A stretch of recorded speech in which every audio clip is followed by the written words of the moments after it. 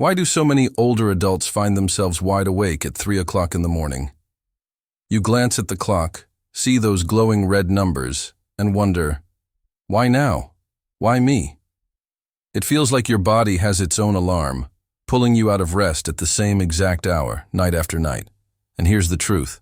Waking up at 3 a.m. isn't just random. It can reveal important things about your body, your mind, and even your long-term health. So let's dive into what's really happening when seniors wake up in the middle of the night, why it happens, what it means, and how to take back control of your sleep. Because once you understand the science behind it, those restless nights start to make a lot more sense. Imagine this. You fall asleep just fine. The room is quiet, your body sinks into the mattress, and you're out by 10 or 11. But then, bam. At 3:07, your eyes snap open. No noise, no nightmare, just awake.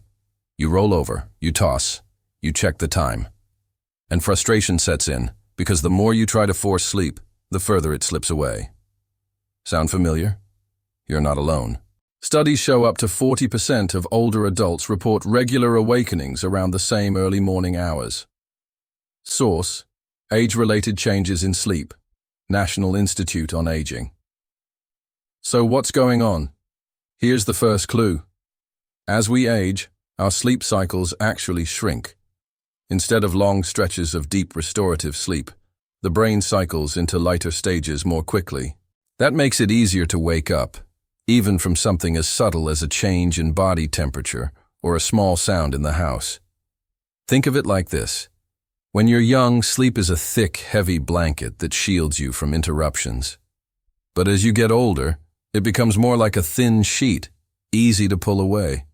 That's why 3 a.m. often becomes the breaking point. Your body has already passed through a few shorter sleep cycles, and the brain hovers in a fragile state. Now, let's add the second piece of the puzzle. Hormones.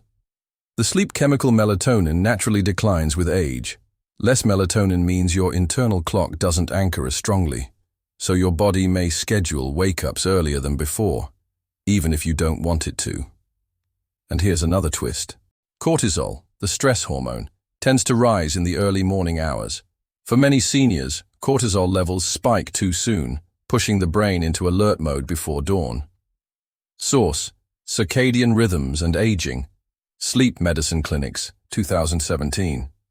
So that 3 a.m. wake-up call, it's not just in your head, it's written in your biology. But biology isn't the only factor. Lifestyle and health conditions also play huge roles. Take the bladder, for instance. Nocturia, nighttime trips to the bathroom, affects more than half of adults over 60. Source: Mayo Clinic. Nocturia. What causes it? That gentle nudge to use the restroom can snowball into an hour of staring at the ceiling.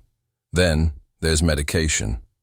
Blood pressure drugs, diuretics, even some antidepressants can fragment sleep, especially if taken later in the day. And let's not forget chronic conditions like arthritis, diabetes, or heart disease, all of which can create discomfort or restlessness that peaks at night. So when you find yourself awake at 3 a.m., it's rarely just because. It's often a combination of biology, lifestyle, and health. Here's where it gets even more interesting. In traditional Chinese medicine, 3 a.m. is called liver time, a window when the body processes toxins and emotions. Now, whether or not you believe in energy cycles, modern research does show a link between nighttime waking and emotional stress. Studies reveal that anxiety and depression are some of the strongest predictors of early morning insomnia. Source: Harvard Health, Sleep and Mental Health. So if your mind is carrying unresolved worries, it may be nudging you awake right when your body is most vulnerable. That's why 3 a.m. often feels different from other hours.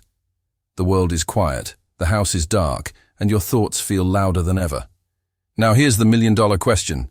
Is waking up at 3 a.m. dangerous? The short answer is sometimes.